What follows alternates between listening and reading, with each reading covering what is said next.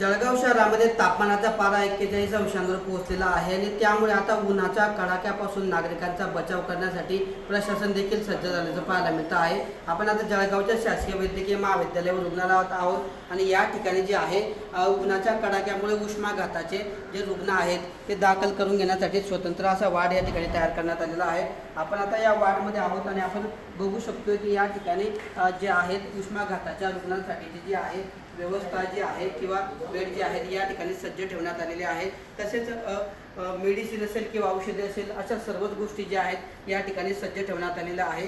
उन्हाचा तापमानाचा पारा जो आहे एप्रिलच्या सुरुवातीला जो आहे 41 अंशांवर पोहोचलेला आहे आणि त्यामुळे प्रशासनाने खबरदारी म्हणून या ठिकाणी उष्माघात कक्ष सुरू केलेला आहे। आपल्यासोबत या ठिकाणचे डॉक्टर आहेत, आपण त्यांच्याशी बोलणार आहोत। मॅडम, काय सांगणार आपल्या उष्माघात कक्ष या ठिकाणी सुरू केलेला आहे, कशा पद्धतीचा कक्ष आहे, किती स्टाफ आहे, किती बेड या ठिकाणी आहे, काय काय नेमके उपाययोजना या ठिकाणी करण्यात आले आहेत?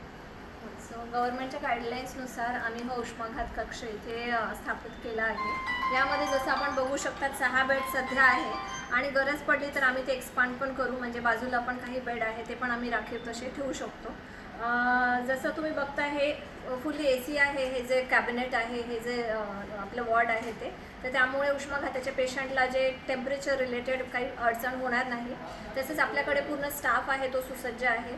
आपल्याकडे राऊंड द क्लॉक हा स्टाफ इथे अवेलेबल असेल आणि मेडिसिन डिपार्टमेंटच्या अंडर जे सगळे डॉक्टर्स आहेत तर त्यांच्या अंडर हे उष्माघाताचे पेशंट आम्ही इथे ॲडमिट करण्यासाठी आम्ही सुसज्ज आहोत। मॅडम, काही आतापर्यंत उन्हाचा तापमानाचा पारा वाढला आहे, मात्र काही रुग्ण आपल्याकडे या ठिकाणी दाखल झालेत का किंवा काही रुग्णांमध्ये या ठिकाणी उपचार झालेत का? हो, म्हणजे सध्या तर तापमान वाढलं आहे पण अजून तरी आमच्याकडे उष्माघाताचे पेशंट अजूनही कोणी ॲडमिट झालेले नाही आहेत, पण आम्ही त्यासाठी तयारीत आहोत। जर एखादाही पेशंट आला तर आम्ही त्याच्यावर व्यवस्थित उपचार करायला तयार आहोत। मॅडम, नागरिकांनी नेमकी काय काळजी घेतली पाहिजे असं वाटतं तुम्हाला की जेणेकरून उष्माघातापासून बचावू शकतो? हो, तर आता तापमान खूप वाढतं आहे तर सगळ्यात महत्त्वाचं आहे हायड्रेशन, म्हणजे पाणी पित राहणं। जर गरज नसेल तर जे जास्त तीव्र उन्हाचे ड्युरेशन आहे म्हणजे 11 वाजेपासून तर 4 वाजेपर्यंत, जर गरजेचं नसेल तर घराच्या बाहेर जाणं टाळणं।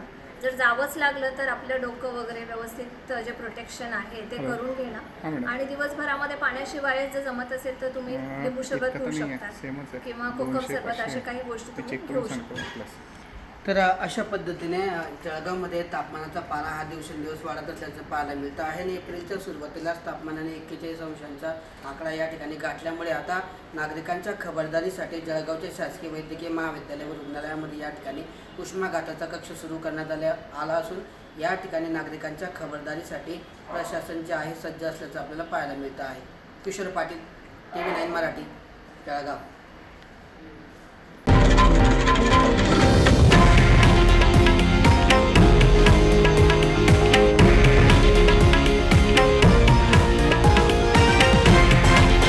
हे आहे देशातील नंबर 1 न्यूज नेटवर्क आणि आपण पाहत आहात TV9 मराठी, एकमेव।